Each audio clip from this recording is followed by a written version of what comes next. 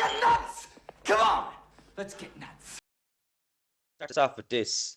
This is papyrus, so it's from the papyrus plant. So our guide in Egypt, actually in Cairo, took us to a shop. No, he probably got a touch of it. That's probably how they all work out there. But the shop was amazing. Like, so they had papyrus plants there. They had all these kind of like paintings that were done by them, okay, by the crowd that were in there. But they were giving us demos of how to slice the papyrus plant, and it's basically like a thin. How you'd explain it? I suppose it's like thin, maybe the circumference of a pencil, green stalk, and they'd slice that, and they'd make that literally slice it into the thinnest, we'll call it a strip, as they possibly could. And then what they do is they'd put down maybe 3 or 4 of them, and under a wooden roller, they'd roll it out. And they'd be rolling the water content out of it, so that will flatten it. Then, to flatten it even further, they'd put it under a press. But what they told us, what the dynastics did, and the ancients, Egyptians, what they used to be doing is they used to put it, they didn't obviously have a press, but they'd put it under a heavy stone, and they'd leave it there for maybe a day or two. And it would dry out as well. So then what they do is they'd overlap the papyrus, and they'd create this. So I'll try and get it close enough to the camera, right? And you'll see how thin it is there, right? So I'm going to show you a little trick. This one that we got costs around €40, including a bit of a tip we gave your man. Your man was gas. He's like a bit of a gentry fella with, with kind of like how would you explain him? He's like a fella. If you went into an Irish pub back in the 60s or the 50s, he's a fella you would sit down chatting to for a couple of hours, like, you know. But lovely fella. But he said, "Now I'll show you a trick." He says, he turned off the light, and all the work, these kind of papyrus work that were done up in the walls, a lot of them started glowing. Sorry, first of all, what he did was he got LED light and started shining it. Turned on it was an LED light inside the room, so that was shining. Turned it off, and you could see luminous green. And you probably know this. This is one of the things that the dynastic Egyptians were famous for. So not only for the papyrus that they use as paper, but also for this filament. I can't remember the exact what it was now, but it would illuminate. Now, I'm going to show you a bit of a trick. So we can see it there now, right? Again, papyrus, that's the thickness, dried out, obviously. No, it was interwoven. So you remember like the old chairs that are interwoven, like you see it there in maybe your grandparents' house and things. Yeah. Same kind of principle, to be interweaving it layer like that. So overlapping it horizontally and vertically. And then that will be put in the press as well, I think. Or put on a heavy weight, putting it to straighten it out even more. But then this one is the Egyptian calendar. So I've never seen this before in my life. So these figures here, there's 12 of them. Is that Horus or Iris there? Is it the hawk? Can't remember which one. Isis, isn't it? I think it's Horus, yeah. Or Horus, sorry, yeah. Isis is the bird with the long, narrow snout, isn't it? Yeah. That's Isis, yeah. I think so, yeah. So, and I think there's 24 figures inside here. So basically, the Greeks and the Romans, as far as I know, they derived their calendar from that, and that's where we get it today. But I'm going to show you a bit of a trick. And if you want to say something about just there for a minute there while I'm chatting away or getting this sorted. Yeah, well, No pressure, Andy. no pressure at all. But no, it's interesting because I think the central figures in that piece of papyrus you have there is the early form of the zodiac. And I did go to a temple in Egypt when I was there in 2018, and on the ceiling it had that full circle with the 12 signs of the zodiac in an Egyptian style, and I think it's based on that particular papyrus, which is cool. I can't remember what the temple was. I think it was Abydos. I'm not sure. Went to so many different temples. I can't even remember where it was half the time. But it's interesting enough. Yeah, the zodiac goes way back. Oh, class. Is that supposed to be glowing, John? Is it? See the brightness now, the flicking screen. This is fucking. Hold on, I'll go back here in the back. Room. Here's when I tested earlier. Nah. That was a waste of time. It was a good try, John. Okay, It was a good try. chat on there a second now. This is comedy. Check on there a second. I'm going to take a picture of this, okay? All right. He's going into a dark room now. And it's funny because nobody's right there because actually the podcast that John sent on earlier, that chap, listen to my name, was talking about the Lycurgus Cup Roman stage. And I was just looking at it there. It had nanoparticles of gold in it. And if you shine light through it, it go from green to bright red. So they had the technology to do things like this. That make it stand out.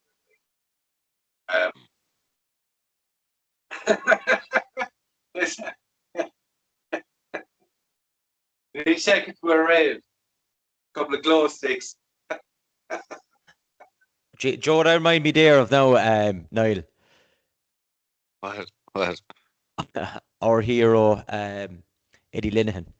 And he was showing off one of his books there on an interview that I was looking at a few. Oh yeah. It was from a while back on YouTube. Someone got him Yeah. someone got to interview him, but they had someone at the house sorting out all his all his computer shit, and he was there trying to show off the book, and he was showing half the book like this. But if you can see it, look at that. That was glowing in the dark. Was it? That green shape there, that lumen. Wow. Covers something there. Yeah, see that? Oh, that's amazing. Yeah. That's crazy. And this is what the Egyptians had. I forget exactly what it was made from. The fucking synchronicity Do your own that research. it's sitting there, behind look at Andy that. as well. That's Look at fucking that, Andy. synchronicity, man. Jesus. Yeah. No, it is amazing. What does that symbol actually? It stands for peace or something, isn't it? Isn't that what it symbolizes? Well, from what I gathered, it's the sacred plank, A-N-K-H, I think spelled, or the key of life. And it's basically a blessing. So I did see some hieroglyphs when I was there. I saw one really cool one actually. I don't know if I've got a photograph. But it's basically got the pharaoh of the time in the center, and you've got gods basically pouring the key of life onto it and into it. So it's a protection symbol, good luck. Yes.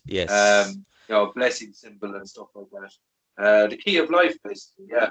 So I suppose it's the essence of life. Protection. I think that was Symbol of protection. Yeah, I think that was the one as well. Yeah. Yeah, so today's episode, whatever time you're looking at it, for me it's 3:30 in the morning. For the boys, was it 11:30? 11:30. Yeah. Starting 4.5 hours late. Starting 4.5 hours late. This bollocks went for a few pints. And we had some technical difficulties. Another one there that you see. But sponsored by Tiger there this evening. Tiger sent us on a few pound there. No, you're doing Eddie Lennon again, John. No one can see that. I do product placement. Sponsored by Tiger, but the bank account, nothing came in so far. So, look, we're either going to leave it or we're going to cut it. So it's up to you, Tiger. This stage. But anyway, so yeah, I put up a very fucking crude live kind of videos there on our YouTube page. Look, beginner level stuff, let's be honest. Fucking the channel's new. We're just all kind of getting used to stuff. And I was out in Egypt myself and the girlfriend there from the 18th of December, and we were back on Christmas Eve. Now, thinking back, probably would have been nice to spend Christmas Day out in Egypt, see if the crack was there, because we were staying by a lovely, beautiful hotel down in Luxor, right on the Nile, and it was fabulous. And it wasn't that expensive either. It was a 5 star, and it was like working out for 2 nights. It was working out was it €100 a night? Now compared to back home in Ireland, lads, when's the last time? Like if you were to go online there to check for a room for €100 a night, you wouldn't find one. They'd be all 150, 200, 250. Remember there we stayed above in Galway. It was actually for a Jimmy Carr show, and well, I could get cheap rooms, but they weren't great. But for a nice handy hotel, 250. Like that was a Wednesday night. No, the event was on, but still 250. Yeah. But anyway, yeah, Cairo nuts, Luxor a lot more casual, a lot more easygoing, kind of like a town. I suppose you would call it a town, Andy, wouldn't you? Would you call it a city? Is it a city? A city, but not a fraction of the size of Cairo. A lot more chilled out. Yeah. Much more chilled out. No one can prep you for Cairo, because I remember, Andy, you told me, and a couple of buddies that I know, and they'd say, look, Cairo's just going to be mad. Just the traffic is mad, but nothing preps you for it until you actually experience it yourself. But I will Yeah. say the people they're down to earth people, so nice. Anyone that I met, I didn't meet any bad egg there. Um, and the guides, we got started with a lovely guide, and it was actually through you and through another guide who started us with a guide and a driver, because he was booked up. It was that busy time of the year, so thanks again for that. But the guy that we actually got started with was an Egyptologist himself. He was working in Cairo Museum for a good few years, and he was working in the Grand Egyptian Museum, which was officially opened there back in November. And by God, lads, that is spectacular. It's even if we just to fly into Cairo, even if you just didn't go and see the pyramids, if you went into that museum, you'd be gobsmacked. Um, and you know this, I think, Niall, did I bring it up before in the pod? But it was actually designed by Irish architects. It was a competition that was put out worldwide. I think that it was either 2009 or 2006 that they started building it. Can't remember which. But yeah, the competition was won by a company, a small company at the time, I think, above in Dublin. And yeah, they built it, and it's outstanding because the outside structure is all shaped in triangles, taking inspiration from the shapes of the pyramids. You won't see like a straight perpendicular edge out there, but in the inside, like in the pillars, you'd obviously see it. But when you see the works being done into the inside, you could literally spend 2 full days inside in the museum to see everything. Like we were there with the guide, and we were in there about 8 o'clock. No, he met us at 8. We were in the gates opened at half 8, so we're in there at half 8. It was relatively quiet, maybe 100 people in the queue, and it was all online tickets as well. Because prior to that, 2 weeks actually prior to that, I followed them on the Instagram, their official page, Grand Egyptian Museum, and they were saying, look, no more tickets are going to be bought on site. They all have to be bought online just to manage the crowds, because it was crazy. There were some videos going around, and the crowds out there it was just nuts. And so thank God I had him booked a couple of weeks beforehand. But we got in, and he said, look, just to let you know now, we're going to rush past everything here. We're going to go straight up to King Tut's display here, because he said he just wanted us to get in around King Tut's mask before the crowd started coming in. And when you see all this stuff on television, like in documentaries and all, when you see it in person, you're like, holy fuck. Like this is a piece, and then it's kind of a bit of a mind fuck, Andy. Like as you know as well, like because when you see something, you're like, was this actually really constructed or made 4,000 years ago, or was it made like fucking last week or a couple of years ago? Because it just fucking looks so pristine, Yeah. and Perfect. it just fucks with your mind, like, you know? Like I remember walking around to a couple of the sites, even around, so even the West Bank and Luxor, like, so we went to the Valley of the Kings, which is the big one, and we went to the Temple of Hatshepsut. Is that how I pronounce the name? Hatshepsut, I think. She's a queen, wasn't she? And I've checked. yes. And then there was the oh fuck. The Colossi of Memnon, is it? Oh yeah, yeah, yeah. Yeah, and then there's Yeah, another yeah, one. yeah. Another one I'm trying to That's- fucking think of. Starts with D. I have to get up Luxor. But anyway, the point I'm trying to make across is you'll be looking at all these hieroglyphs, lads, and you're like, this looks like something that was fucking tacked into the wall just recently, like. And you really just have to kind of play out your mind. And it's like, no, this is real. And it's just Yeah. you're looking at it, and you're like, what did they all do this for? And it's like, okay, they did this because they spend most of their living life fucking worrying about the afterlife and trying to get these people. We'll call them bluffers, lads, because come here. It's like fucking modern day politicians. Like, who's going to go out there and fucking build these massive tombs for politicians who are saying that they're the sons of fucking who this, that, and the other, and spend all their life and have them fucking brainwashed to do it. And look, the more fucking gold I have in my tombs, the more gold and the more people that I have building me up to be these characters, the more that I of a stature or fucking presence that I can have in the afterlife, life, which is fucking another mad belief that you kind of have to waddle around inside your head and say, okay, this is the reason why these people worked, and this is what they did. Like there was no such thing as my name is John. I want to build a career. I want to make as much fucking pound as I want.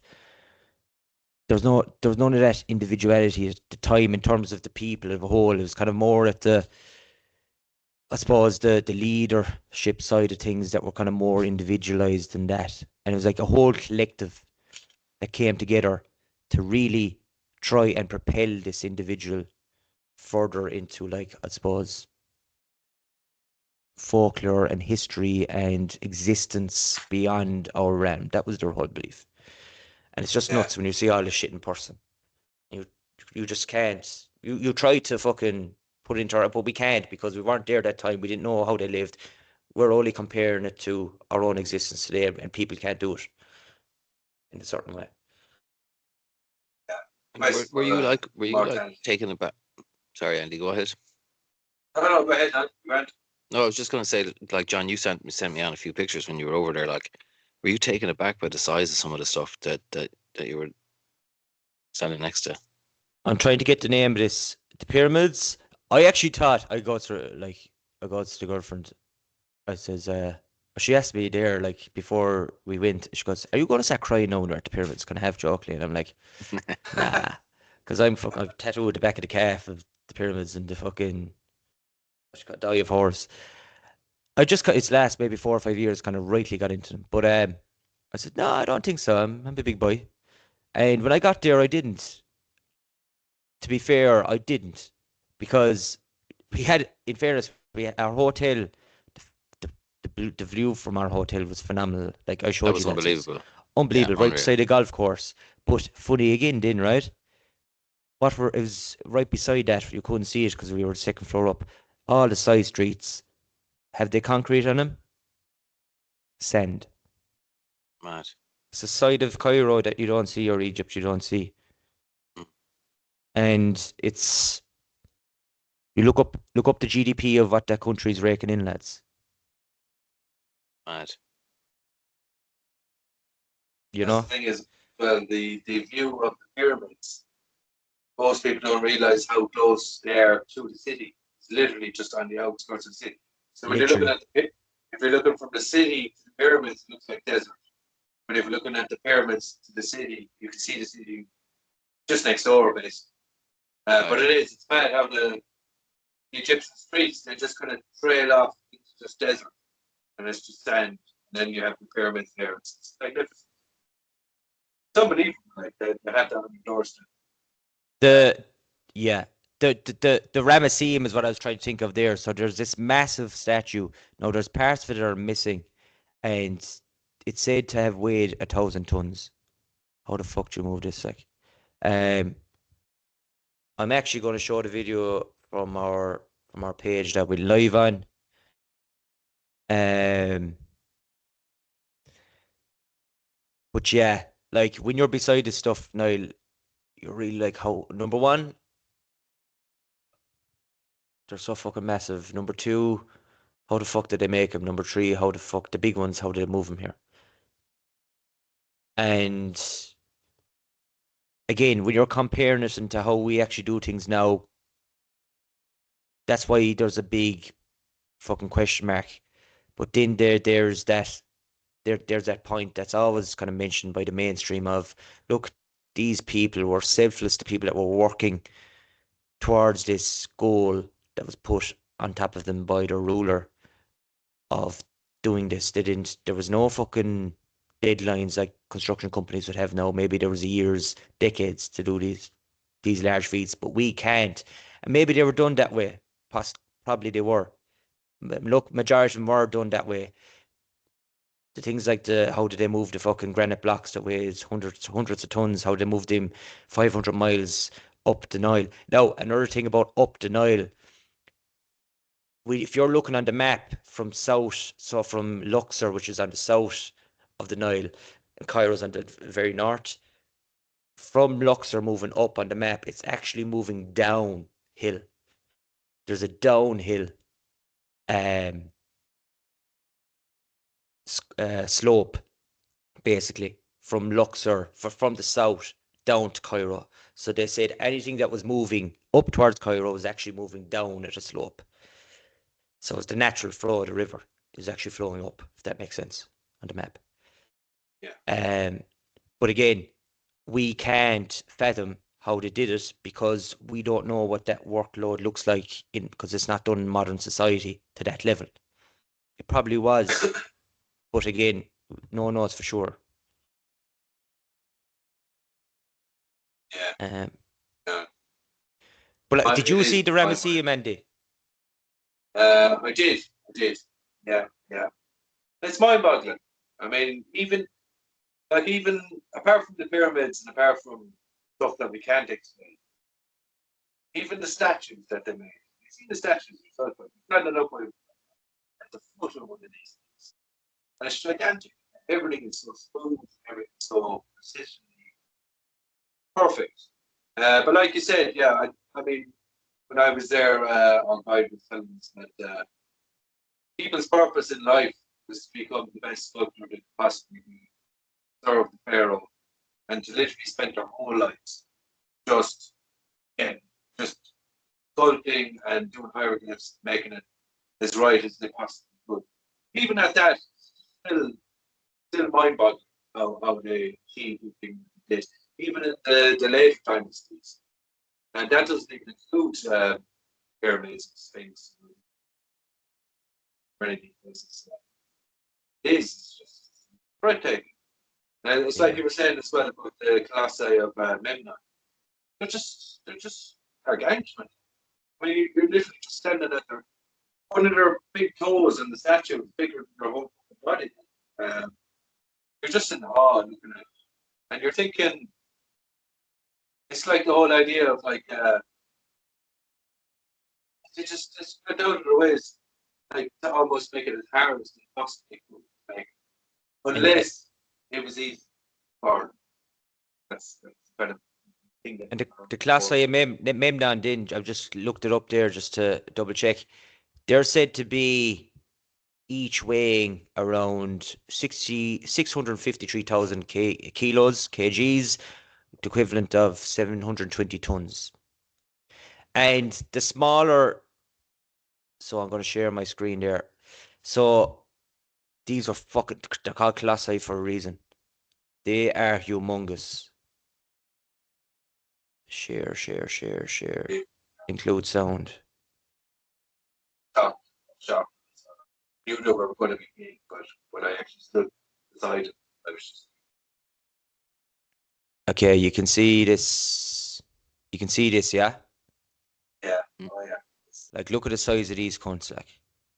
So these were, would say, tacked together from what was falling the ground. Something must have happened where there earthquakes, were they probably destroyed. Also, they kind of reconstructed them or stuck them back together. Well, they stuck them back together, like, yeah. When And did they do that? I don't know, to be honest with you. I'm trying to get a clear photo there now. I have a photo in there, but look, just while we were talking about Around, it. around 19. Yeah, French were there. like there's, if you see my cursor there, the length of a cursor there up to the top is probably the top of a person. It's amazing as well because they're There's the the top ones of a that, person there. See the top of my cursor there. yeah, Like that's fucking ridiculous. it's, And they're what the they're ones. They're saying, the ones sorry, that we know of. They're the yeah, ones that we know of. Like, and there's so many of those types of statues that like don't exist anymore through destruction or whatever, or they're still buried under the ground. Um, but yeah, I mean, they did thing on the massive scale, grand scale.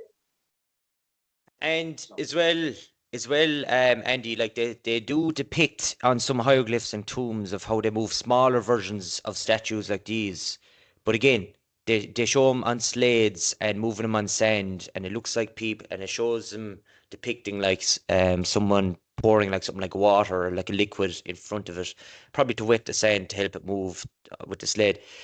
But again, these are smaller statues. There's nothing there that shows, because when you compare the comparison of or the scale of the person, the person in the hieroglyph by the statue that they're actually moving, but there's nothing that's depicted on any hieroglyphs that show these statues from the Class A amendment being moved, which is So a question mark. All this stuff is, look, there's stuff that's recorded, that's explained, but there's other stuff that aren't recorded and explained, and that's where the big question marks are. But I'll just show you this Ramesseum one. And so can you hear that sound? Yeah. yeah, Okay. So this is at the Ramesseum, and it's kind of, you'll see here. There's a bit of steel bowl just to keep it there that it won't, I suppose, fall off where it is. But it was a giant. It could be represented a pharaoh. I don't know. But we'll just. It's a reinforcement bar there down there at the bottom, just to keep it intact. Like you can see there from the feet. So the size of this was humongous, like it was enormous.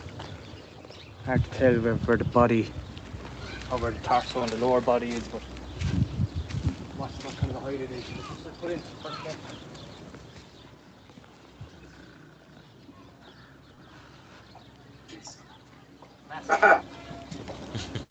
it's, yeah, when you walk up there or see the wharf. Yeah, and I have another video here now. 2 seconds.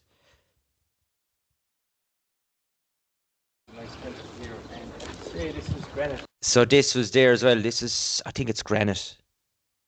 I'm nearly sure it's granite. Could be, it might be basalt though. No, actually, I think it's granite because I heard it on the podcast before. It's something like seven, marked as 7 is or an 8 in the Mohs scale of hardness, which is one of the hardest materials that you could have, and the symmetry.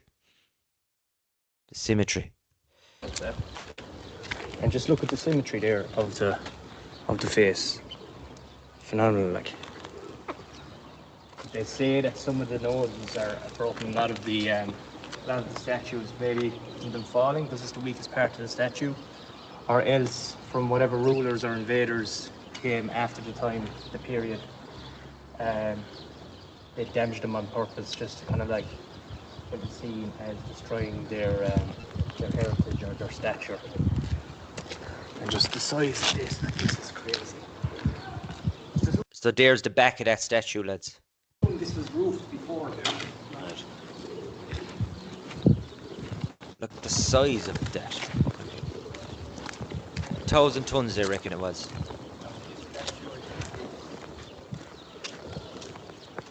Great. It's hard to say what material this is. I don't think it's limestone. Maybe it's. I'll have to Google what that is now.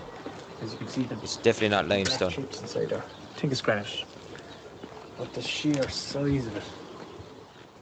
We just come around this side. We'll just see the front. Yeah, so. Whereabouts are you there, John? Ramesseum. So where is that it's- in relation to sorry, the it's- pyramids? It's the east. It's the West Bank of Luxor. So it's below in Luxor. So I'll show you in the map. Ramesseum.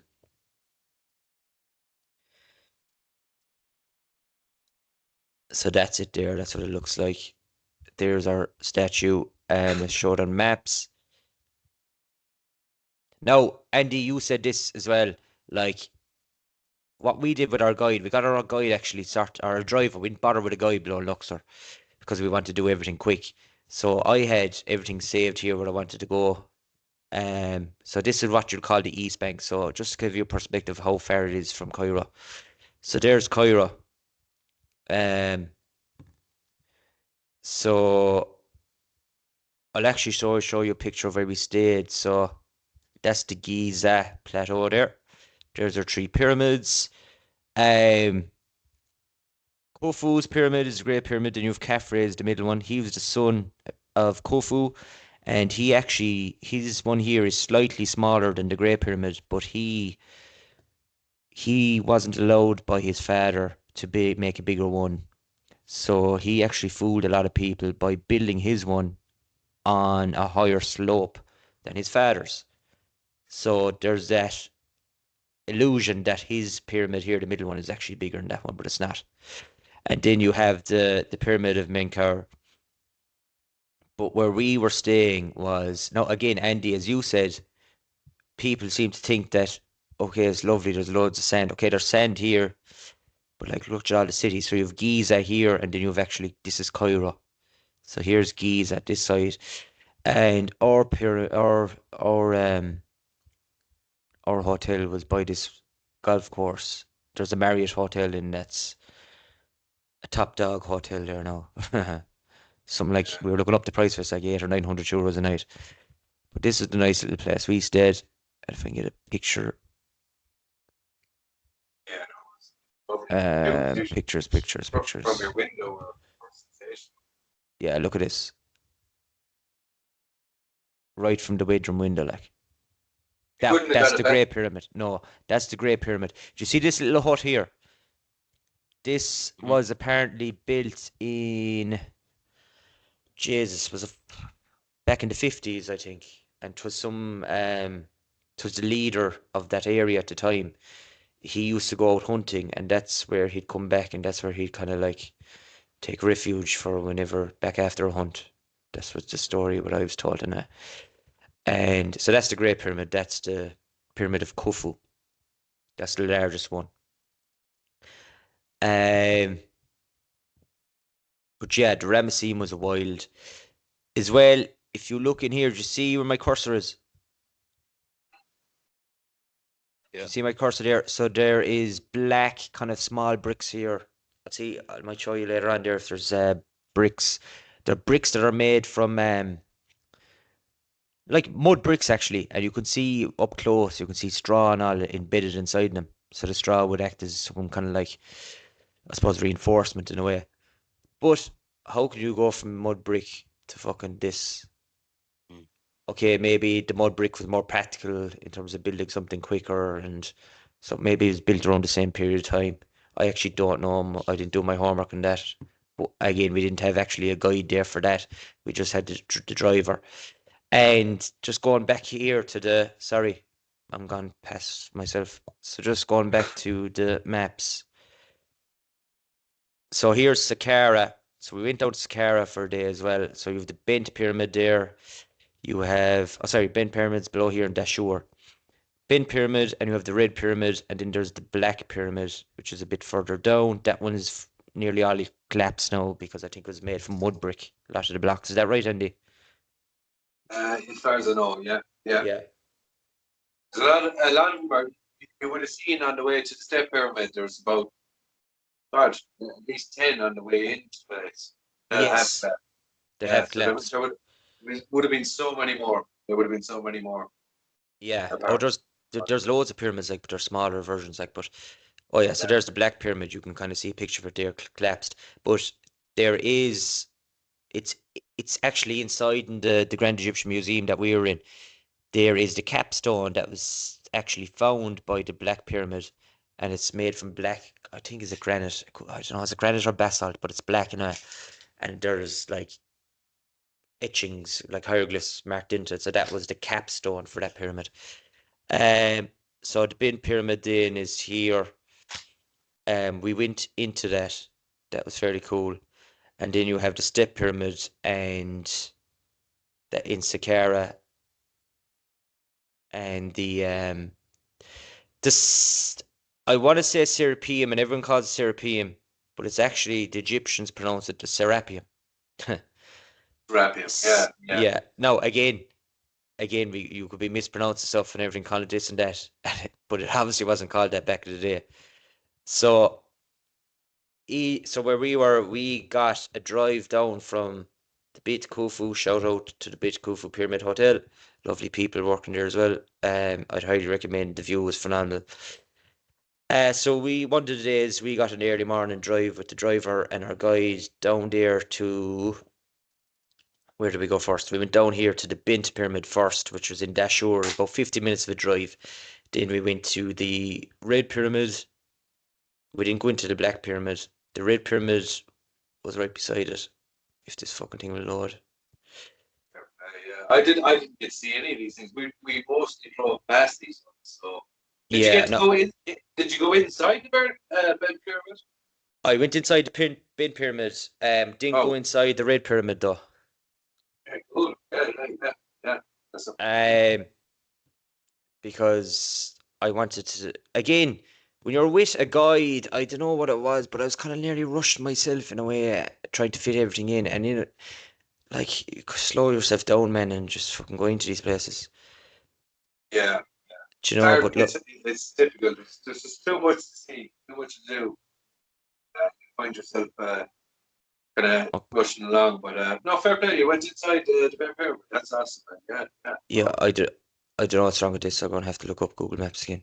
But anyway, I'll chat away. So do you know when Ramesseum was discovered, John? Is that is Luxor that is that just out in the middle of nowhere, that those ruins? Sorry, I'll show you that there now. So Ramesseum. So just to show you, sorry, quickly. So here where I have this flag, that is the pyramid. That's the Black Pyramid, I think. Yeah. So then we didn't drive down. Andy, you drove down, and it took you like 7 hours to go down to Luxor, didn't it? This is where Luxor is. Yeah. But we actually got a flight. It actually wasn't too bad. It was like 120 euros. But you're better off. I wouldn't recommend the drive to anyone. We took our lives in our own hands there. It was dangerous thing to do. Yeah, you had a mad story there, actually. Yeah. That was a good story. Yeah. But you're better off the fighter. I was running that by the driver, that story, Andy, about you, like yourself and your buddy, you're going through all these places and you're being stopped by guards and fucking like military. Or was it just kind of policemen? Both police and then military. Yeah, they escorted us out of Babylons. But your man was just telling us, like, the reason why he's doing that. He says, "Can I interrupt you?" And I says, "Go on." And he says the reason why he's doing that was they just wanted money. The minute they say a white person, they just put on this big display that, oh, we're protecting you and all this, but all they wanted at the end of the day is just your money. Well, they didn't take any money though. Didn't they? No. I think they were genuinely worried about us because at that time, 2018, I don't want to say anything too political or anything like that. Yes. But there's certain cities that if you go in there as a Westerner, it could end up being Dublin. Right. If that happens to a Western tourist, that looks very bad on the military. Very bad. Fucks the whole thing. So they were guiding us through, so they didn't get Okay, right, yeah. Yeah, no, they didn't ask us for any money at all. I mean, there was a point when we thought we were going to be, that was going to happen. And they took us way out into the desert, past a couple of cities. And just said, follow that road on your way to Luxor. Bye. They just drove off.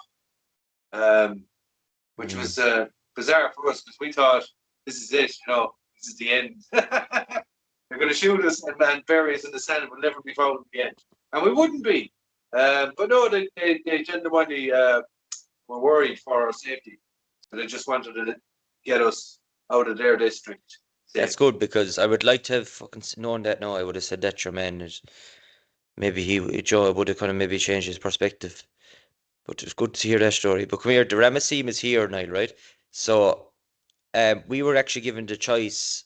It was like 60, whatever it was, $60 each for the day, and it was like for 5 or 6 hours. Go to 5 sites. So we chose the Ramesseum, Valley of the Kings, um, Temple of Hattis Boot. I keep on calling it wrong, but and there was another one.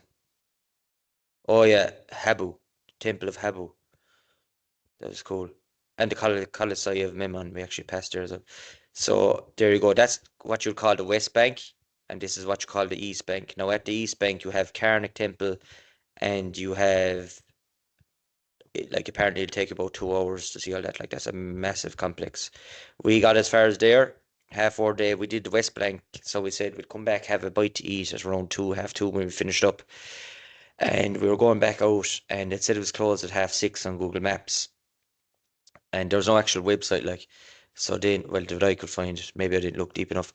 And grand, we said we'd get there by 4, so I got there by 20 past 4, and our hotel was along the Nile. It was literally only, it was down here someplace, so it was only 20, 15 minutes of a drive maybe. And literally we got there 20 past 4, and your man said, sorry, 4 o'clock, they stopped selling tickets. And there was about 10 of us outside. There was a crowd from Mongolia. I don't know, I forget where they're from. They were Asian, and we said, "Look, you're literally." I said it to him. I said, "Look, literally, there's only 10 of us outside. Could you, for the sake of 20 minutes, could you leave us in?" He said, "No." I said, "But you're not close till half 6." Yes, but we stopped selling tickets. So I was very upset we didn't get in there, to be honest, because they have the alley of the Sphinxes there, which is phenomenal as well. There's Sphinxes going at either side, like, and they've cool temples in there, like massive pillars. If I can get a picture there. But yeah, massive pillars aside there. And the Mud Temple, that's the one I think. Anyway, and then there's the Luxor Temple. Now we walked down past the Luxor Temple. Excuse me. Where is it there? Luxor Temple. That's cool as well. Massive pillars.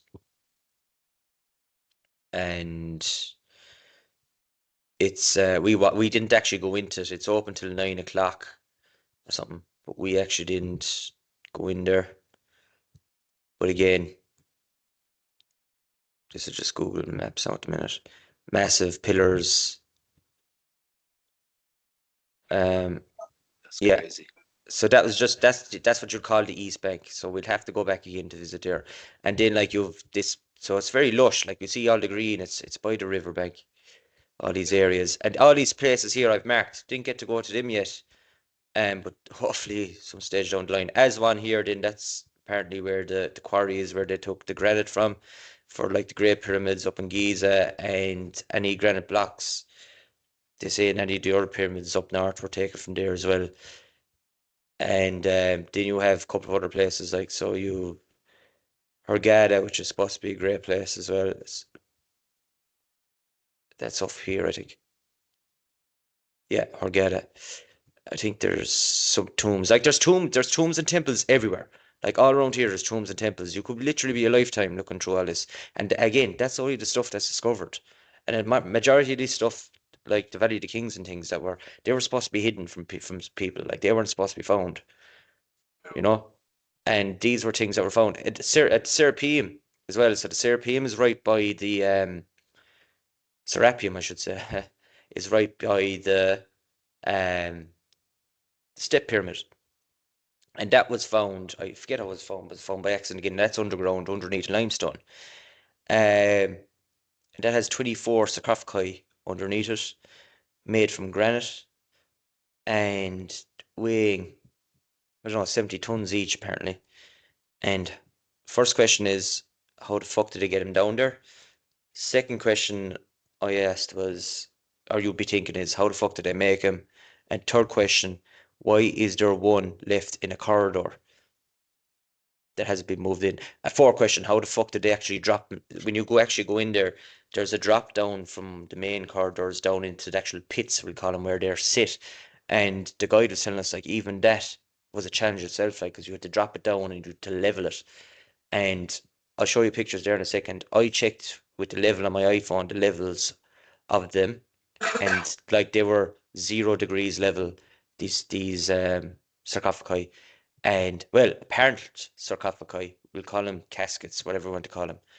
And the sides of them, like they were fucking straight. And I think the 1 degree was the only other measurement I got from my iPhone on the level of these sarcophagi. So, what do they make them for? How the fuck did they get them in there? Why is there one left in there?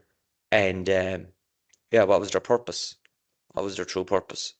So, did you listen to this podcast that I sent you? Did you get to listen to any bit of it I sent you? I listened to about a half Danny an hour. Jones. About a half an hour of it, I'd say. That's all I got through.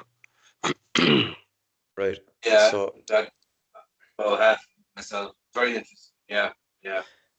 I just mentioned earlier on about the Lycurgus cup, the Roman cup that turns a different color, like the papyrus we were shown earlier on. The technology of nanoparticles, gold, but also talk about the chemical, what they were maybe used for chemical productions. That so yeah, very interesting. yeah, so this is a Danny Jones episode. I think the title is something like the true purpose of the pyramids have been confirmed or something like that. But it's this gentleman, I forget his name now, but he's a YouTube channel.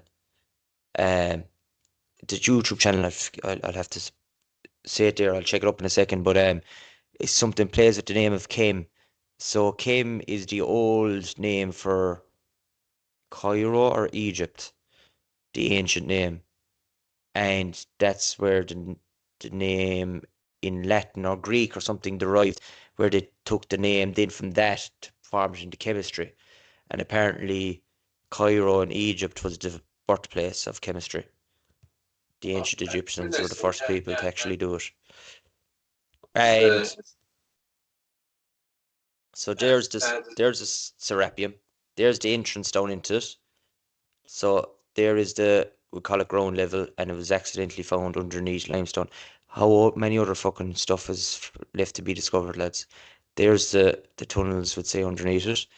And then when you go inside, actually, there's cuts that are made, and there was artifacts actually found inside there in many of the other museums. Here we have nubs here, and they're saying this is actually the one that was.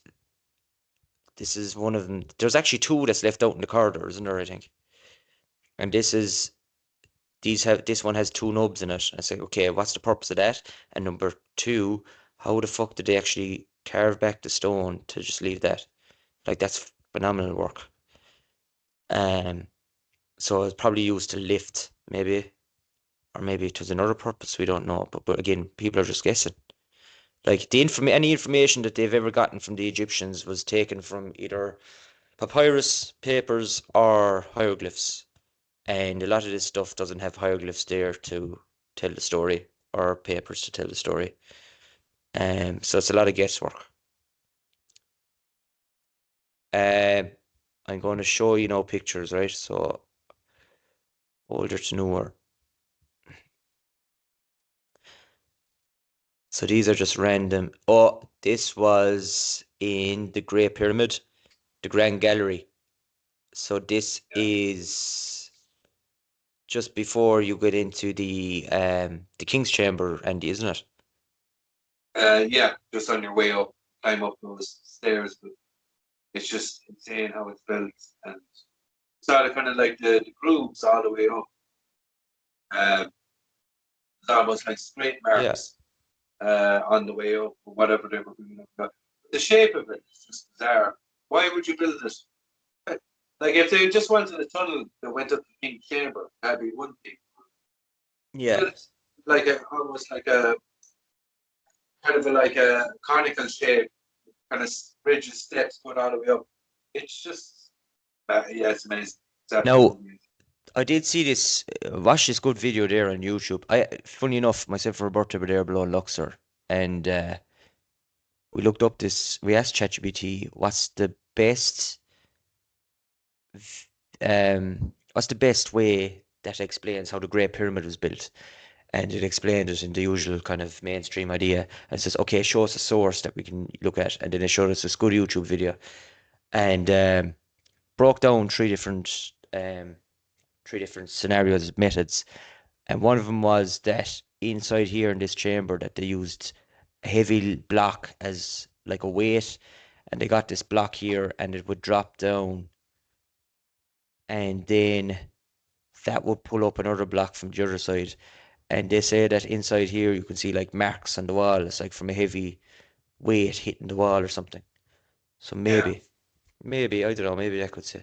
Now, with the OneDrive here, it's not ideal. When I'm after uploading it, we'll have to come back and look at these again, lads. But these are after uploading kind of randomly.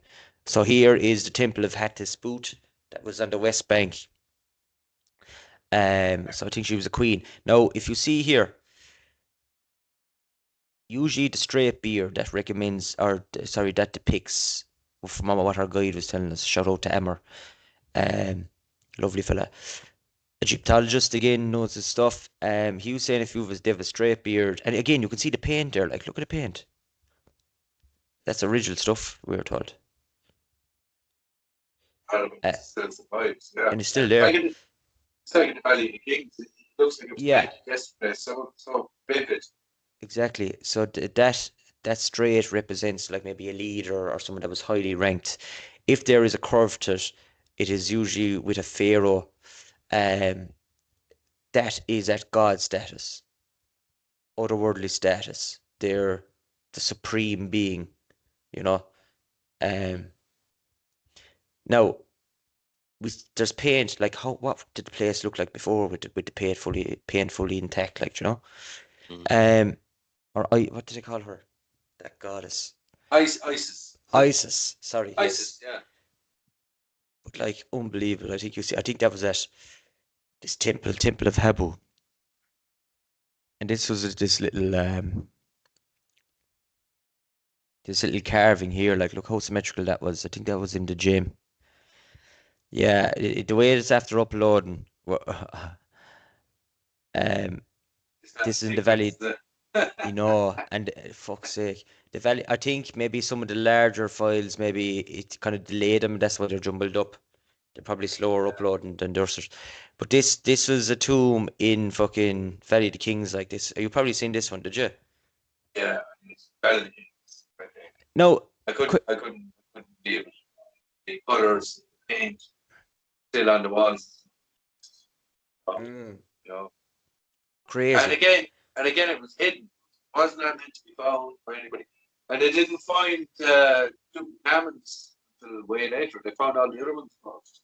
And they thought the rubble from them digging out the other tombs covered Tutankhamun's entrance. And they didn't realise he was there at all until way later. They said, let's dig underneath rubble. It was great. And found him. And it was Howard Carter that found him, sure, wasn't it? Howard Carter was his name. Imagine finding that. I mean, imagine being the guy that actually finds any of this stuff.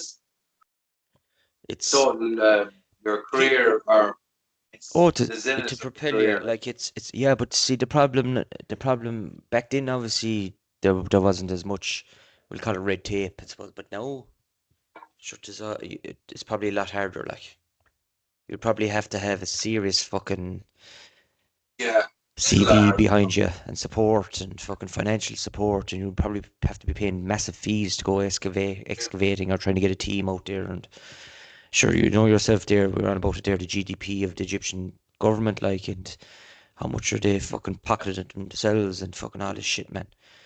Like, do you see this one here, just on this tomb? And this is a thing that I was trying to, and again, I didn't have a guide there, but you see the little chunks, the bare rock here. That's the original rock still, right?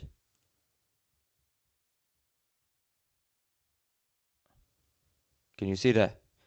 Yeah. Do you remember seeing bits like that, and they were like even on the wall you'd see it looked like fucking concrete, to be honest, that was poured, and then it looks like that they resurfaced it with the part that had fallen off. The Yeah, narrative or they probably stuck that in here just to keep the thing structurally sound. The same with Newgrange. Newgrange was pretty good. like that. You remember that's inside the King's Chamber, or not the King's Chamber, Valley of the Kings as well, like. Yeah, I remember that well. Yeah, I mean that stuff was not really like, but yeah, they would have had to prop up a lot of stuff to stop it from decaying any further. This was a Um, mark. This was a mark then inside in one of the tombs, and you could see just the carbon like from the lights or the old style flames where they had them. yeah,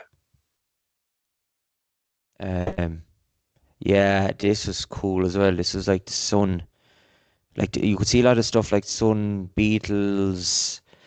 Sun was Ra, wasn't it? And a yeah. snake there. It's just fucking like it's otherworldly. Like when you see all this shit. This was what I found fair cool. Um, this was in that temple, the temple of the Sphinx, isn't it? With the blocks, and Yeah. you The can L see shape. here, like the Yeah, shapes that are cut in, even here, yeah. cut here like this. Reminiscent of South American pyramids, where they Yeah, curve certain right angles slot into other right angles. Yeah, so what was the name of the place in stone blocks? America, ancient. Oh, it's gone off my head now. Peru, yeah, Peru. Yeah, here we go. yeah, In Peru, yeah, that's what we get. And see here the nubs that are on these rocks. Like, well, yeah, so these rocks were carved. Their faces were carved down to leave these nubs. Like, what the fuck? That is mad work. Crazy work. yes. It's amazing how And then, it's style. then there's a phenomenon then that they say that some of the stones just looks like they're melted together. Mm. Yeah. But yeah, fuck it, we leave it there, lad. Fucking hell. And Look, it was good. It was good test flight. bit of crack while we're No, there. we'll do it again. We'll do it again. No, when you have more time and you have all your pictures in a row and all that kind of thing, be able to Yeah, I show don't it know off, why did it decked the cunt like that now. and I'll get the headset. That was class the way you had the actual that what did you call it again? That symbol behind you? Symbol of life, is it? Oh, no, Oh, this expand. is What's that one now? that's the Celtic tree of life. Oh, the tree of So, life, nice. yeah. But you had it there, That's the Egyptian one that was actually on this. It was actually on the papyrus as well. the Oh, it's up flower of there. life. It's up here behind you. Yeah, there you go. No, Yes. straight up. It's up in the mirror. Is it? The Oh mirror? yeah, here, There you go. yeah. Yeah, it's cool. Key of life or the sacred Oh, act. there you go. You Yeah, actually have it. Oh, the key of life. Class. yeah. Amazing. Yeah, actually, could you see them Yeah, all holding got that? that in Egypt. I put them all up behind me. These were all in different places. Now I love it. I love put it. them I all love it. together here.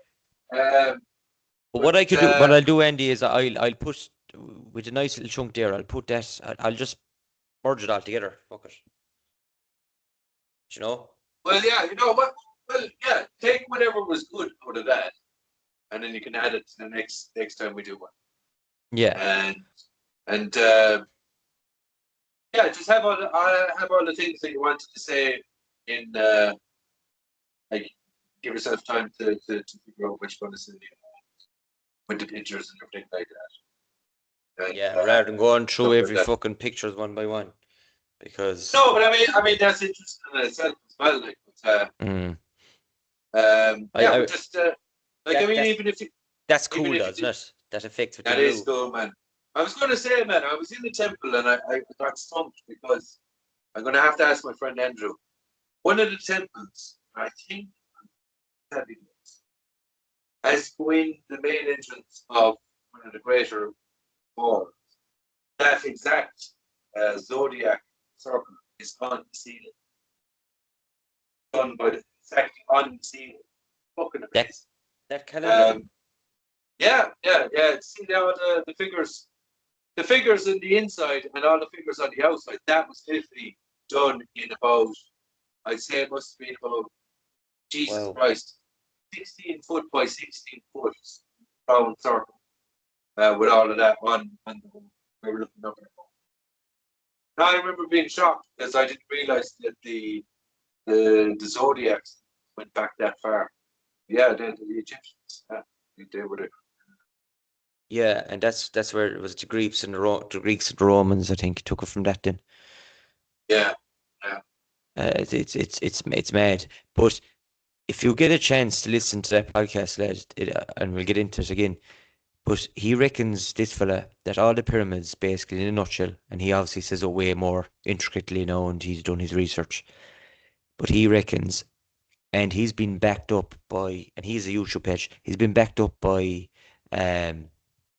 academics, so people that have PhDs, um, physicists, and engineers that are literally writing papers about his work, and they're saying there's something interesting here.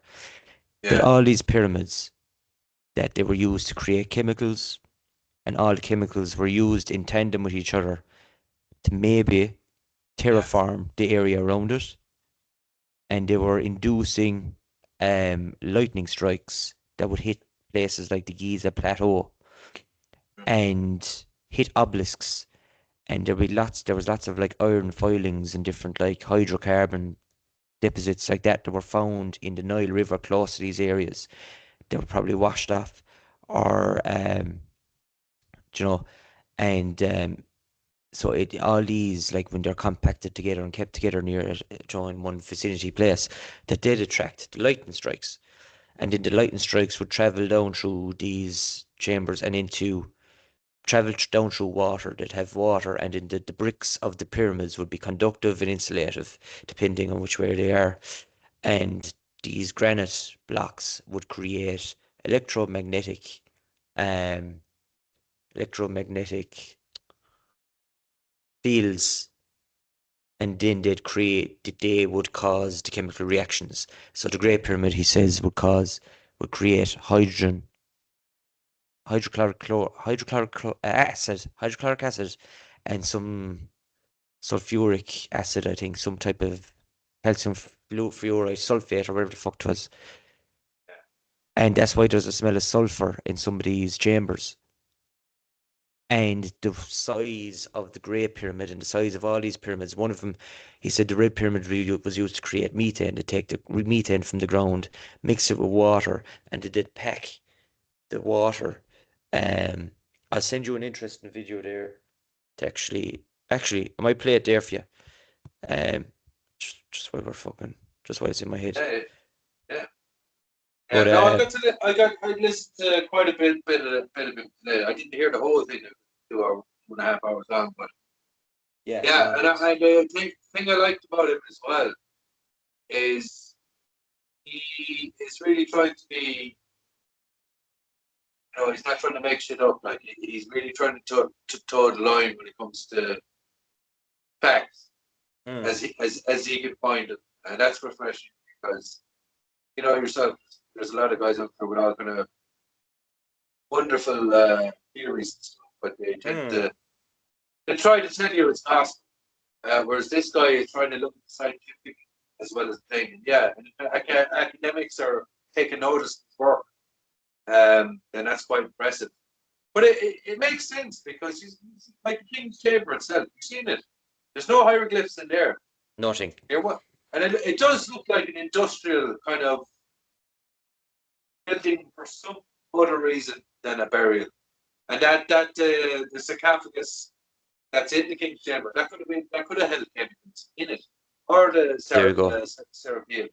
They could have been vats for holding different chemicals. Yeah, And it's great. what they say, what he's saying about the Serapeum, and he talks about it near the end of the episode. That's in there now there, just so I play it there on this, so you can see it as well. When it loads, and so basically these were vats, and they were filled with water as well, I think, and everything, or else they were no, I can't remember. Either they were emptied or filled with water, but the whole chamber, the whole underground system in there in the Serapeum was filled with water. There was an obelisk outside it. It did concentrate fucking filaments of iron and all this other stuff that would attract the thunder and lightning. The lightning would hit the obelisk and that area, then to travel down into this Serapeum complex, travel down through the water, hitting the fucking the sarcophagi, we call them, or the vats, we call them now, right? And then that would cause, that would break the water inside the vats. It would split into hydrogen and oxygen, and then the hydrogen would be taken from the vats.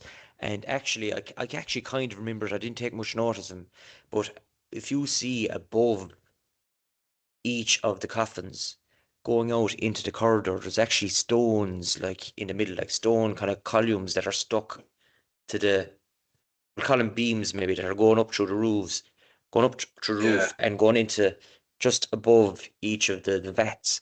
And he says that they were used to collect the hydrogen, and just over the complex there was some apparatus there that would collect the hydrogen. Like, that makes complete sense. And the vats will create an electromagnetic field, basically, or an inducer. He went into technical terms, obviously, an inducer that would basically separate the hydrogen and the oxygen because of the stone granite and the way it reacted with electricity. He just gets into it in depth, but it makes complete sense. And if these papers are backing it up from these people that have PhDs in these areas, why can't they be fucking like? Why can't they be taken seriously? Like, yeah. Oh, it's true. It's not beyond the realms of possibility at all. They were super advanced. If they were that advanced, this sculpture, stone carving, building, then another branch of Egyptians working in chemicals, alchemy. They would have been messing around with all kinds of every element that they could get their hands on. They would have been mixing it all together and working it out. And it's like you said, chemistry. I didn't realize that. There's a modern school of chemistry. I would call it. That's it. the connections there. And as well, the pyramids were capped with, I think they were gold, with the capstones on the very top originally, maybe, or to take on lightning strikes, duct the energy down into the pyramid, and then use that energy to start into the chemical process. This guy reckons that there was no gold caps in it on the pyramids, not on the Great Pyramid. And and the reason why he said that, and I'll bring this up again, I have a good bit of notes here on the phone, from that podcast, is that the weight. So, for example, he made a model of the Red Pyramid's chambers inside it, right? And the model that they made, it was like a scale of 40 to 1 or something. So, the chambers. So the one that I'll show you the video now. The one that he showed, the model had 1 pound of pressure inside the final chamber, so it could withstand 1 pound of pressure. And the Red Pyramid, it's 40 times bigger, so the weight of it would be able to sustain 40 pounds of pressure. Yeah. So the weights of these pyramids, he says, is to contain these chambers so that they won't be destroyed by the chemical reactions inside it, but also to stop the spread of any of these chemicals from leaking out, causing ecological disaster local to the area, or and as well the stones were used as an inductive and conductive material. But I'm just gonna. So I think the red pyramid was used to extract methane. So I'm just gonna play this little clip here now. If it's just loaded, right? Yeah. 2 seconds. I'm gonna share the screen. Very interesting now the way Higgs. So this is a scale, a model down 40 times smaller, right? Share.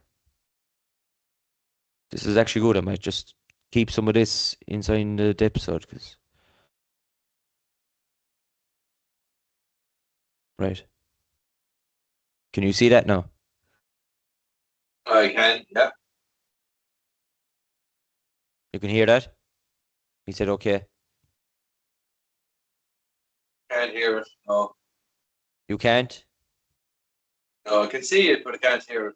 What? 2 seconds there now. Shit. Sound. Oh, here we go now. This model is a Yeah? a Perfect. 1 to 40 scale model. Okay.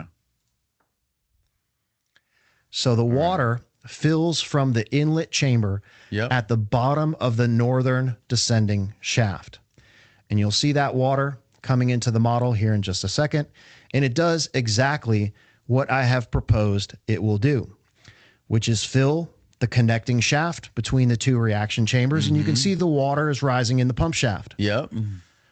Okay. Why is it two different colors? It's because of the concentration of the dye. It shows which chamber fills first. There was dye in the water to show the directionality of it. So the pump shaft is filling on the right.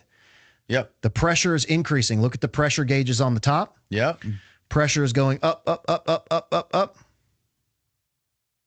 And it blows the fucking one on top of it. And the whole pieces. system explodes. Whoa. So this model, in its spectacular 30-second lifespan, rest in peace, Red Pyramid model, part 2 coming up soon. So in its 30-second lifespan, it corroborated the exact same sequence of operation that I've proposed regarding the fill mechanism. So let's run it again and look at it again. Okay. So as the water starts coming in, if you have the one-way valve here, the fill process is going to look the same in here because you're going to have a valve here that prevents the water from spilling over. Yeah. So the pressure within these two things would be very similar. So the water would actually rise in a much similar fashion in both chambers if this one-way valve is here. So when this thing explodes, it was at 1 atmosphere of pressure in the final chamber. This is a 1 to 40 scale model of the red pyramid. The mathematical calculations showed that the red pyramid could produce 40 atmospheres of pressure.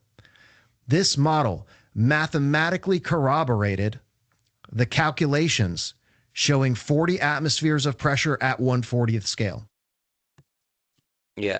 So basically the weight of the blocks of the pyramid were able to contain that 40 pounds of pressure, basically, at 40 pounds of pressure or something. So that last chamber wouldn't explode.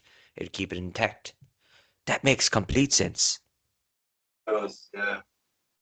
It's funny as well. I've got a photo. I don't know if you see any of those big square shafts that just go right down into the ground. I think we got a photo from Step Pyramid, but they're over by the Great Pyramid as well. Just huge, like I'd say about 18 foot by 18 foot shafts that just go right down. When I looked down into it, I couldn't see the fucking bottom. Now they could because they were saying that they used to have canal stuff around the pyramids, perhaps or transporting blocks up a building.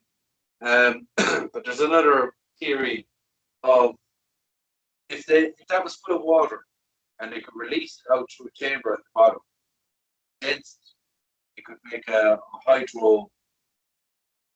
Basically, the theory that you could have used this to funnel it through a small opening that it could cut through stone. Not the way water can cut through stone now. Mm. That could be tied into the same kind of process of they're using that technology to conduct experiments with chemicals and gases. Mm. All that. So yes.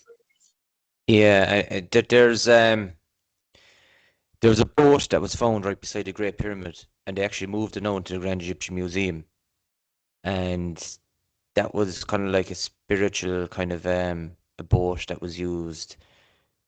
It wasn't used practically for anything, I don't think, but the sunboat, that's what it's called, isn't it?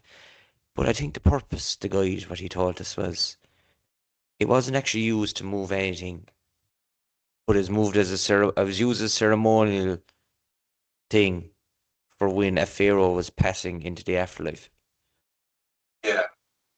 So I actually forget. But where that was found, again, these could have been this Great Pyramid, all these structures could have been inherited, like, and repurposed, you know.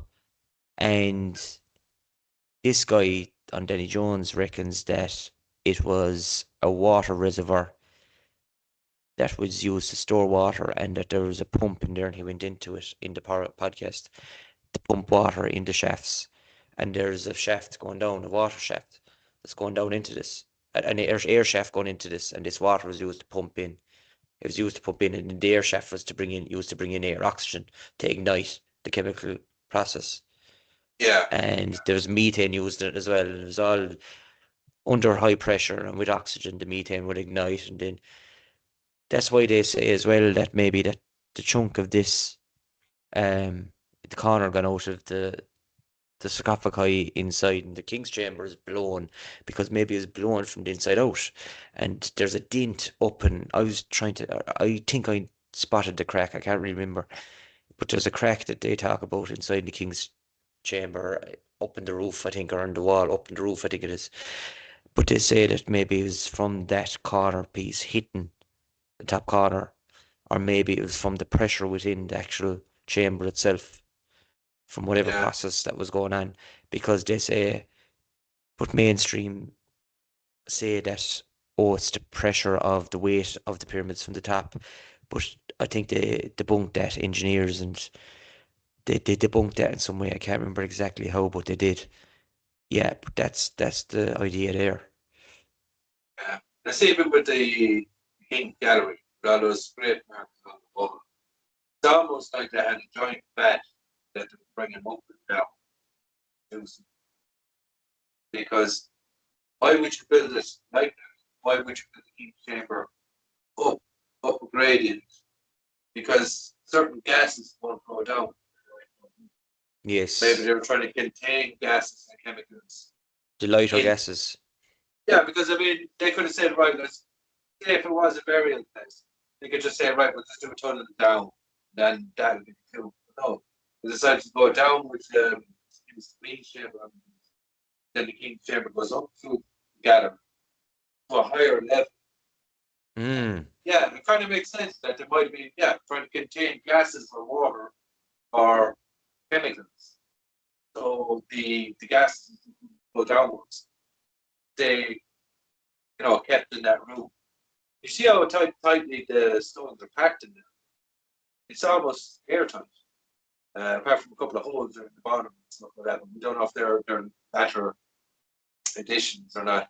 But that's, that sarcophagus in the King's Chamber is just weird, because it's just a stone box. There's no hieroglyphs or anything on it. And I mean, you've been to the Valley of Kings, and you see how like there, like you can see that there now. Why would you build it like that? And King's Chamber, the Grand Gallery almost looks like a mechanical purpose. So they're bringing up like some sort of a vat or some sort of a thread that kind of hooks into each notch that goes up to collect something or deposit something, and then come back down. Because if they were just putting the pharaoh in there once, you wouldn't have all those scrape marks constantly. Yes. It's like it was a repetitive action. Yeah. like some sort of a factory, yeah, sort of an industrial practice that they were doing, bringing stuff up and down constantly, not just putting the king up there once, sealing it off, and then that was the end of that. Yeah, they were. Yeah, But did these theories have a lot of whole lot of weight, I think, because yeah, it's, I think there's something about the water. I can't remember exactly, but I think he was on about maybe that they could have potentially had water up here as well, like a bat, and that they'd come yeah, in here under heavy rainfall. Now that makes sense. Think of it this way. Okay, you use your pyramids to bring on these thunderstorms. So when you attract lightning, you attract thunderstorms. So thunderstorms create rain, and then gathers maybe the rain here in the vat, and that water could be used for that process going on here. yeah, And like you remember, they said back between 8,000 BC and 5,000 BC that they reckon that there was luscious terrain there, like that was green, and maybe that was brought on by these thunderstorms. They were terraforming the fucking area. That's what he reckons. Not just I here, mean, but down it, around Saqqara and fucking all these other places with the other yeah, pyramids. yeah. I mean, it's even with the air shafts you see there as well. I mean, again, if the whole purpose of the Great Pyramid is to bring the king through a passageway up into his burial chamber and leave him there, come back down, close the door. Don't need those air shafts. So those air shafts could have been opened and closed at will to let gases escape, or for whatever they were using it for. Mm. You don't really know. You don't need the air shafts to just fly up there, bury a king, come back out again. So yeah, it's, again, but yeah, this cross section of the pyramid is so interesting. The more you look at it, the more bizarre it gets. And I think there's more chefs as well, like that they said that they like how many more there could be more fucking chefs inside there, Andy. Like Yeah, this entrance like this entrance like doesn't seem like a natural entrance of how you'd enter the fucking pyramid. Like why would an entrance be up there? Why can't an entrance be down here? Okay, maybe it's an ease of walking down and then up, but you're walking up here, so why can't I just walk on level here to get in? Like why yeah, is it there a certain elevation? yeah, and it's the same with like the Grand Gallery. Why is the Grand Gallery shaped, and why is it Yeah. massive compared to the other? Because again, if you're just bringing up a dead king to bury him, you don't need to build the Grand Gallery in that way unless it had some sort of alternative purpose.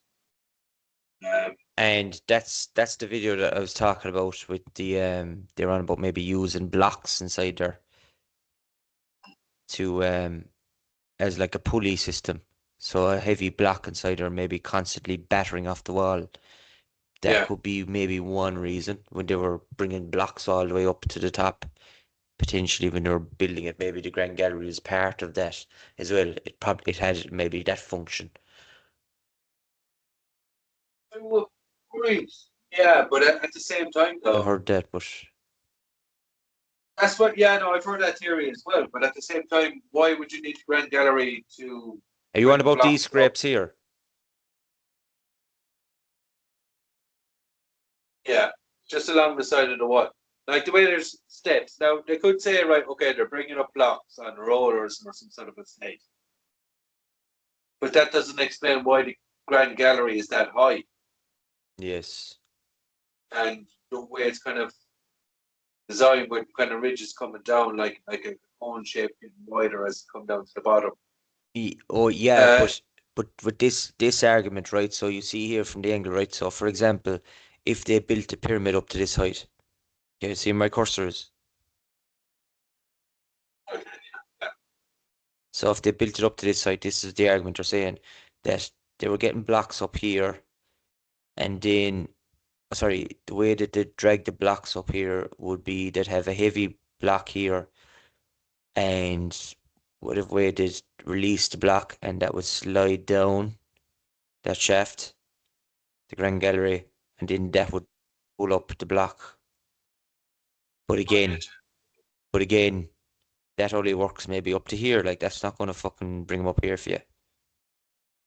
No, but that's what I mean. Like, I mean, you think if it was Grand Gallery was used to build the whole pyramid, you'd expect the whole Grand Gallery to go up way higher. All the way, or multiple grand galleries. Yeah, because if they got as far as where, say, the King's Chamber is, how then did they lift the stones even higher on top of that? So it is. Yeah. It's just weird. The more you think about it, If you were to show someone literally that hadn't a clue about anything, just show them pictures and say, "What is this?" Like, are they going to say a tomb? Like, no one with no knowledge at all, are they going to say a tomb? Or are they going to more slightly lean towards something industrial, like the latter? They are like, they're not going to say a tomb, because, as we said, they always say it's like the old what did they call it? The old age of Egyptians. They didn't display any hieroglyphs. That wasn't their thing. In the New Age, that's where we see all this evidence of hieroglyphs. But that's an argument that they make constantly, and it doesn't have to make sense. That doesn't have to be the argument. Like, so that's all I'm saying. Like sure, Cleopatra was closer to the fucking invention of the iPhone than she was to the apparent building of the Great Pyramid. Like, that's like saying the new age of our technology, the way we operate software and all this stuff, and we're using computers and all this. Okay, and then you have the old age, which is working with stone and all that. But we can't say that they're from the same civilization. As in, but it's bizarre that you build something that scale.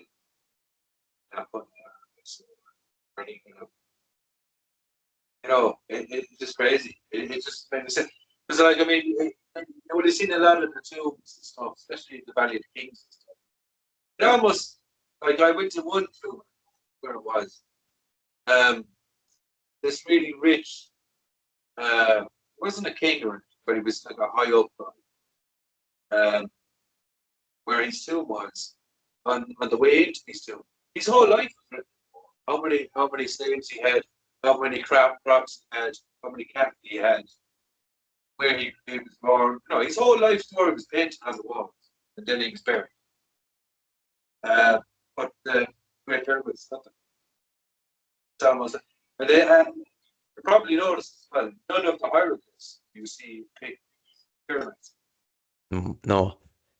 You got your dragonflies and your key of lives, and all these other little figures and stuff. You don't see pyramids. No. So that's No, you don't. Well, and that's their biggest feat. What they fucking built, like, and they depict everything else. yeah. So it's not a case of, I mean, if they can paint a whole man's life and then bury it, they could have easily just went, oh, pyramids here, pyramids there. They just seem to have, like, it's before their time, that they're not going to take credit for it. Because maybe they didn't know. Yeah, or it's too sacred that they won't depict it. Mm-hmm. That just shows that there's lack of knowledge. And as well, makes sense. So Zahi asked him that interview with Joe Rogan. You listened to that, didn't you? I think, yeah. Like, and I said it to the guide, and I said, "What you make of that interview?" And he kind of started laughing, but he was kind of like shaking his head, and he said when we seen him that day, we just wanted him to stop fucking talking. When we heard that interview, all of us, and we all were talking, like, all of us Egyptologists, and we're like, what is he doing? He's making a show of us. He says we could get anyone else that knows more than this fucking Egypt to get up there and do a bit of justice, because he said he was talking about everything from his book and picture of this papyrus that showed the list of the kings, or the gang members of this construction, one of the crew that built the pyramids, the Khufu's pyramid. And he said that he's going to show all these pictures the following day to Joe, and he never did it. He didn't come prepared, he didn't do nothing. Like, and he just fucking did himself, and the whole field of Egyptology a disservice. And he said, but Zahi Hawass is more like a celebrity. He's all kind of out for himself to make himself. They're saying this like to make himself, and he says Zahi Hawass studied Egyptology over in America apparently. So he's not a true Egyptologist, if that makes sense. But your man actually brought me to the gym, and in the part of the gym, it's a separate building, but it's a picture of that papyrus that Zahi Hawass was on about. And it's in the Cairo Museum now, but we didn't get a chance to go there. But it basically shows, he was saying that there's a list of gang members there of the crew, one of the crews that built the pyramids. That's the list. He says that's a picture of the list. I have it there in the pictures. That's interesting, but then again, like, where's the rest of the fucking documentation? Like, where's the hieroglyphs? Okay, maybe that wasn't their style. Then there's an argument, maybe the burning of the Library of Alexandria, but like, was there documents there that was robbed, maybe by Greeks and Romans? And was it put into that library? Was it lost? Was it lost at sea? All these scrolls, were they burnt in the multiple fires that they say were in that building, the Library of Alexandria? And was this information lost? Because if it was stored in a papyrus, one of the gangs, maybe the rest of the information was. Yeah, that was actually bad knowledge that would have been lost from that. And it's funny as well because I always thought the Alexandrian Library was the only big library in Scotland. It wasn't. It was all around the world, all ancient knowledge. I think early Christians, don't have ancient libraries. Like the King's Templars or something. I'm not sure which one. Oh, that was what I was reading about recently, but like Christians were just coming out and getting more powerful and stuff. But they were kind of Christians after a while kind of were like ISIS. They were like, oh, all this pagan stuff, so they just burnt everything. I think it was the King's Templars. Yeah. So much knowledge was lost. In Alexandria, I reckon I could have had a lot of stuff about Egypt. But again, it's just bizarre. It's just bizarre how earliest temples and pyramids and stuff just don't seem to have any information. There must be some sort of disconnect between that time and the latter Quranic times. Definitely, well, there is. I mean, there's 1,000 years or more, but the fact that they don't have pyramids in all their hieroglyphs, you think one of the most biggest things in their lives. And the seashells as well that were found in the Giza by the pyramids. Did you see the seashells that were stuck into the limestone? I didn't. No.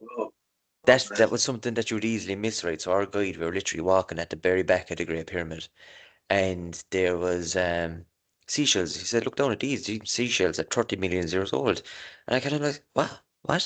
I was kind of saying, "Say that again." I kind of didn't hear him. I was like, he just said it in passing. He says, "Yes." And I said, "Okay," so we kneeled down, and I was like, "What?" And I photos was there in the thing. He says, "There are seashells," and he goes, "Yes." It says, This was an ocean floor, sea floor before, hundreds of millions of years ago, and some scientists came out here and studied, and them seashells are 30 million years old." Yeah. And it's literally on the surface, right beside of the limestone, right beside the Great Pyramid.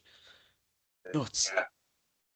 Although I did hear the Sahara Desert, there's seashells, marine possums and stuff there, but that would have been not underwater. And they used to have 3 gigantic lakes, almost like seas, inland seas across North Africa. But it's all desert now. But yeah, they can still find salt deposits and fossilized shells. Unbelievable. It just shows the passage of time. Like, it's like even with the eye of the Sahara, they reckon that's salt deposits all around as well. So may point to the fact that it was water around it. Concentric circles. Which they the Atlantis. Atlantis. That's our lad that we follow. Jimmy Corsetti. Yeah. Corsetti. Yeah, Jimmy Corsetti. Yeah. Bright insight. Right inside, yeah. And you can see on Google. Well, actually, I'll just look it up there. Fuck it, I won't lay it in, lad, because you probably won't hit the cut. Yes. Fuck's sake. This will be the last point, so we'll motor on then. The Eye of Sahara. Is it in here? Oh, there it is, look. Oh no, hold on, sorry, you can't see there now, a second.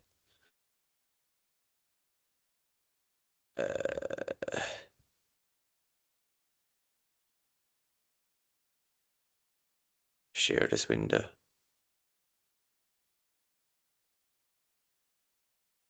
Can you see that now?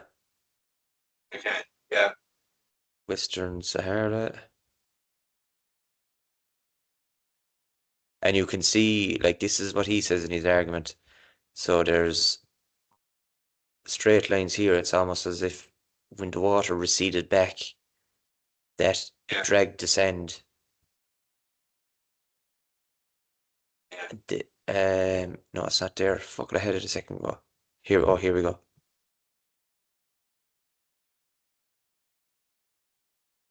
That is crazy. Like I said, those white Salt deposits. Salt deposits, yeah. Well, there was. I mean, even scientists say that there were 3. It was Lake Mega Look at this. or something like that. It's just massive. But yeah, it's amazing. Really, you could almost think there was a sea around that, and people lived in the center of it. Not saying it was Atlantis per se, but it really goes to the point. But like, why else would something be there? Like, that's not found naturally. Unless it's some sort of ancient meteor strike, perhaps, or volcanic. Yeah. But I mean, with the salt, it does. Maybe, but the straight. Go on, sorry. With the salt, anyway, it definitely does point towards seawater. And the straight lines here, like, I think that's the biggest telltale sign, and that's what he was saying as well as one of them. Just like it's like water was here before, and it just dragged. When it receded back, it just dragged along the sand, and that's what created that. Yeah. Kind of like linear features there. Sure, look at, as Bill Hurley, he would say, we'll leave it there, so I'll rest his soul. What time is it there? Must be about 6 o'clock in the morning there, man, is it? Head Best Buy, lad. Oh, fuck's sake, dude. It's my 3:15 here. I didn't even realise the time got away and us there.